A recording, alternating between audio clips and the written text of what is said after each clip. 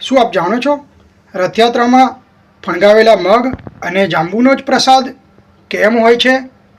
તો આવો આપણે જાણીએ ડૉક્ટર ભાવસર શું કહી રહ્યા છે આ બાબતે.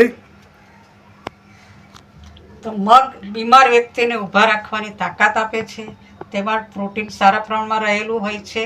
તેનાથી લાંબો સમય સુધી ભૂખ લાગતી નથી અને રથયાત્રામાં બધાને ચાલવાનું હોવાથી એનાથી એનર્જી મળે છે. એટલા માટે મગનો પ્રસાદ આપવામાં આવે છે અને એ પણ ફણગાવેલા મગ. અને જાંબુનો પ્રસાદ આપવામાં આવે છે.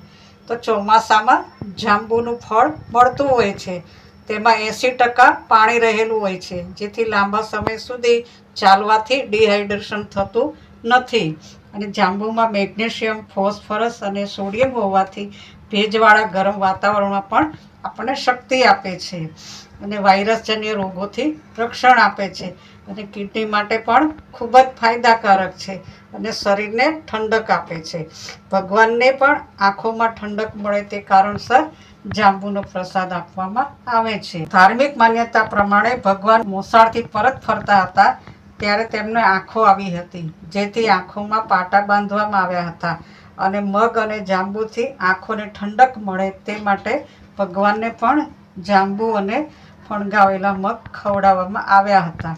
ભગવાન મામાના ઘરે જતા હતા ત્યારે કેરી અને જાંબુ ખૂબ ખાધા હતા, જેથી આંખો આવી હતી, જેથી મગ ખવડાવવામાં તેમને આવ્યા હતા. વૈજ્ઞાનિક રીતે જોવા જઈએ તો અષાઢી બીજ ચોમાસામાં આવતી હોય છે.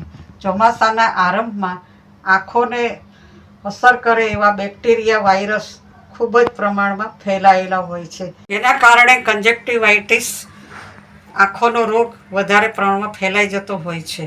આપણા પુરાણ ગ્રંથોમાં પણ એનો ઉલ્લેખ કરવામાં આવ્યો છે કે ભગવાનને આંખો આવી હતી. આયુર્વેદ મુજબ આંખોની રક્ત શુદ્ધિ માટે નૈસર્ગિક રીતે ફાયદાકારક છે જાંબુ અને મગ. પ્રાચીન માન્યતા મુજબ કહેવત છે કે મગ દોડાવે પગ. અષાઢી બીજથી ખેડૂતો વાવણી શરૂ કરે છે. મગ એ બાબતનો સંકેત કરે છે કે હવે મહેનત ખેતરમાં તમે કરો અને ભગવાનના ભાઈ બળરામના હાથમાં હળ હોય છે. તે દર્શાવે છે કે ખેતીનો સમય આવી ગયો છે. આ ઉપરાંત કાકડીનો પ્રસાદ પણ આપવામાં આવે છે. તે આપણને ડિહાઇડ્રેશન થતું અટકાવે છે અને શરીરને ઠંડક આપે છે. આ ઉપરાંત માલપુઆ, ગાંઠિયા, ખીચડી વગેરેનો પણ પ્રસાદ હોય છે. આ રીતે જોવા જઈએ તો મગ, જાંબુ, કાકડી પરંપરાગત રીતે પ્રસાદ રૂપે આપવામાં આવે છે. બોલો જય રણછોડ માખણ ચોર, જય રણછોડ માખણ ચોર. સર્વને રથયાત્રાની હાર્દિક શુભકામનાઓ. આવા જ જાણકારી મળે એવા વિડીયો જાણવા માટે અમારી ચેનલ ધ ભાવસાર કિચન સાથે જોડાયેલા રહો. આભાર.